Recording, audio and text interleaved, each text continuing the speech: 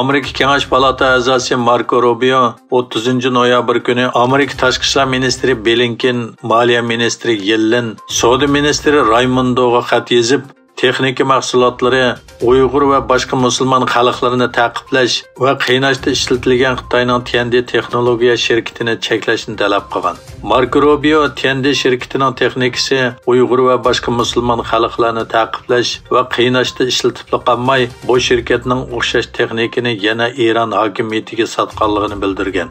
Rubioning aytishicha, Eron hokimiyati bu texnika mahsulotlarini Eronlik tinish namoyishchilarga qarshi ishlatgan bo'lishi mumkin ekan.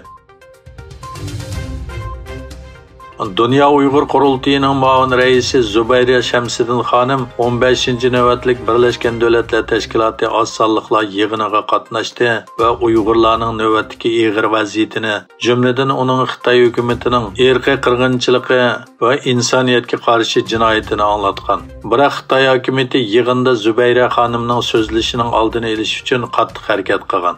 Yig'in tartibi bo'yicha Zubayra xonimga so'z navbati kelganda, Xitoy hukumatining yig'in zalidagi vakillari uning so'zini takror buzishga, hatto uni so'zlatmaslikka uringan. Buning bilan Amerikaning vakili darhol so'z qilib, Amerika hukumatsiz mustaqil organlarning Birlashgan Davlatlar Tashkilotining har qanday munbirida so'z qilishini qo'llaydi. Ularning Birlashgan Davlatlar Tashkiloti munbirida so'zlashini cheklash to'g'ri emas dedi. Angliya bosh ministri Rishi Sunak Angliyaning Xitoy bilan bo'lgan munosabatlardagi oltin davri oxirlashganligini e'lon qilgandan keyin Xitoyning Angliyada Yevropadagi eng chong elchixona selish plani so'g'ichlashgan. Xabar qilinishicha, Xitoyning London shahar markazida London ko'riki munoriga yaqin joydagi Koni Xonjamati pul quyish zavodining o'rniga darajadan tashqari elchixona selish iltimosi keskin qarshilik va London bilan Beijing o'rtasidagi kun sari kuchayayotgan siyosiy ixtilof ichida rad qilingan. Angliya Telegraph gazetining xabar qilishicha, London shahar markazining Tower Hamilton rayonlik kengashi bilet tashlab, birdek ovoz bilan Xitoyning necha $100 million xarjlab, markaziy Londonda darajadan tashqari elchixona selish iltimosini rad qilgan. Amerika Xitoyning O'rta Sharq bo'libmi Iroqdagi ta'sirini oshirishni xohlaydiganligini, bu harakatlarning kelgusida tahdid elib kelishi mumkinligini ogohlantirdi. Amerika Davlat Mudofaa Ministrligi Xitoyning harbiy kuchi nomli dokladida Beijingning O'rta Sharqdagi mavjudligini baholadi.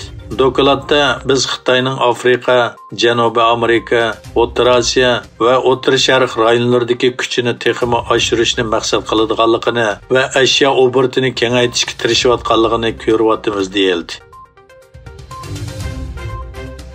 Xalqaro pul fondi tashkiloti IMFning direktori Kristalina Georgieva yer shari iqtisodining ish sur'atining ostilishi sababidan Xitoy iqtisodining asli kelishi faqat iqtisodiy faoliyatni qalaymaqonlashtiradigan Covid tadbirlaridagi tamponlikni tangishashga bog'liq dedi. Georgieva Guangzhouda o'tkazilgan pul muomala munbiriga to'rdan qatnashganda hukumatning texmo ko'p tadbirlarni qo'llanib, pul muomala muqimligiga kafolatlik qilish kerakligini ta'kidladi.